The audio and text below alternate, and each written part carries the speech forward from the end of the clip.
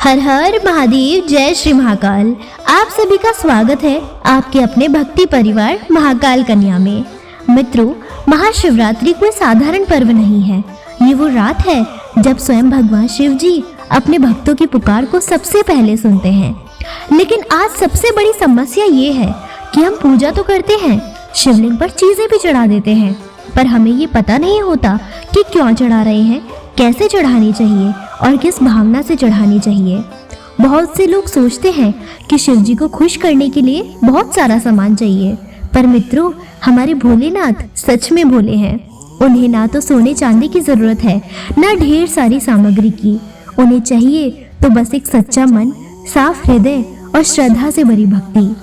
अगर आप एक ही चीज चढ़ा रहे हैं लेकिन पूरे मन से, पूरे भाव से चढ़ा रहे हैं, तो समझ लीजिए भोले बाबा आपसे उसी क्षण प्रसन्न हो जाते हैं।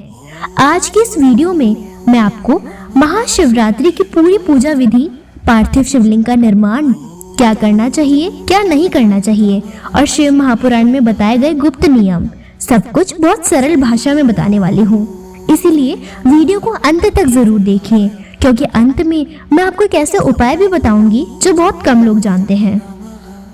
मित्रों, महाशिवरात्रि के दिन सबसे पहले हमें ब्रह्म मुहूर्त में उठना चाहिए। ब्रह्म मुहूर्त यानी सूर्योदय से लगभग 1.5 से 2 घंटे पहले का समय। शिव महापुराण में बताया गया है कि इस समय किया गया स्नान, जप और पूजा 1000 गुना फल देता है। ब्रह्म मुहूर्त में उठकर सबसे पहले स्नान करें। यदि संभव हो तो स्नान के जल में थोड़ा गंगा जल भी मिलाइए। स्नान के बाद साफ वस्त्र पहनिए, सूर्योदय को जल दें, मन में शिव जी का ध्यान करें और संकल्प लें। बहुत लोग ये भूल कर देते हैं मित्रों, और यही सबसे बड़ी गलती होती है। शिव पूजा से सबसे पहले द्वारपाल की पूजा अनिवार्य है। शिव महापुराण में बताया गया है कि भगवान शिव के द्वार पर कीर्तिमुख द्वारपाल के रूप में विराजमान है। यदि आपने द्वारपाल की पूजा नहीं की तो आपकी पूजा का फल अधूरा रह सकता है। इसलिए मंदिर पहुंचकर या घर में सबसे पहले हाथ जोड़कर द्वारपाल से प्रार्थना करें, हे द्वारपाल, कृपया मुझे शिव जी की पूजा की अनुमति दे। अब शिवलिंग के सामने खड़े होकर सबसे पहले शुद्ध जल अर्पित करें। जल अर्पण करते समय मन में बोलें, हे भोलेनाथ, मेरे जीवन के सारे ताप हर लीजिए। इसके बाद पंचामृत चढ़ाइए, दूध, दही, घी, शहद, शक्कर, गंगा जल। पंचामृत आत्मा की शुद्धि का प्रतीक है। फिर दोबारा से जल अर्पित करें। अब बारी आती है उन चीजों की जो शिव जी को अत्यंत प्रिय है। बिल्व पत्र, धतूरा, आक का पत्ता, फूल, लौंग, काली मिर्च, इलायची, कमलगट्टे। मित्रों, हर वस्तु का एक गहरा अर्थ है। बिल्व पत्र 3 दलों वाला होता है, जो त्रिगुण, त्रिकाल और त्रिनेत्र का प्रतीक है। धतूरा जीवन के विष को शिव चरणों में अर्पित करने का भाव सिखाता है। आक का फूल तपस्या का प्रतीक है।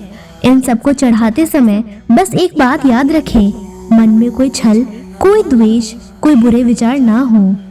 महाशिवरात्रि के दिन वाणी पर विशेष संयम रखें।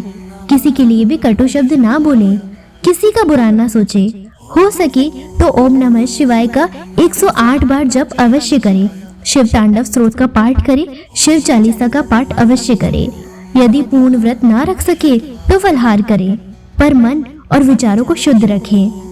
मित्रों, अब आता है महाशिवरात्रि का सबसे विशेष और पावन कार्य, पार्थिव शिवलिंग का निर्माण। सांझ होने से लगभग 1 घंटे पहले एक थाली में पहले बिल्व पत्र रखें, फिर शुद्ध मिट्टी से छोटा सा शिवलिंग बनाएं और उसे बिल्व पत्र के ऊपर स्थापित करें। इसे मंदिर या पूजा स्थान पर रखें और कुछ समय तक ऐसे ही विराजमान रहने दें।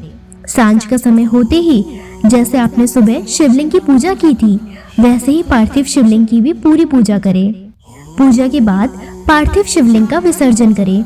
यदि नदी या तालाब उपलब्ध ना हो तो गमले में भी विसर्जन कर सकते हैं। ये विसर्जन हमें सिखाता है कि संसार नश्वर है, पर शिव तत्व शाश्वत है। पुण्य, कर्म और सेवा। इस दिन गाय को चारा अवश्य खिलाएं, कुत्तों को रोटी दें, जरूरतमंदों को भोजन कराएं। शिव महापुराण का पाठ करें या सुने। रात में भजन, कीर्तन या जागरण अवश्य करें। मित्रों, महाशिवरात्रि हमें यह सिखाती है कि शिव जी को पाने का रास्ता सामग्री से नहीं, समर्पण से होकर जाता है।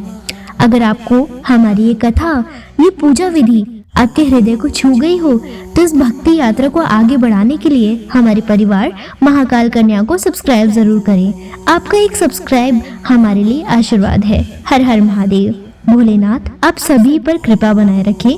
आप सभी को महाशिवरात्रि की हार्दिक शुभकामनाएं। जय श्री महाकाल।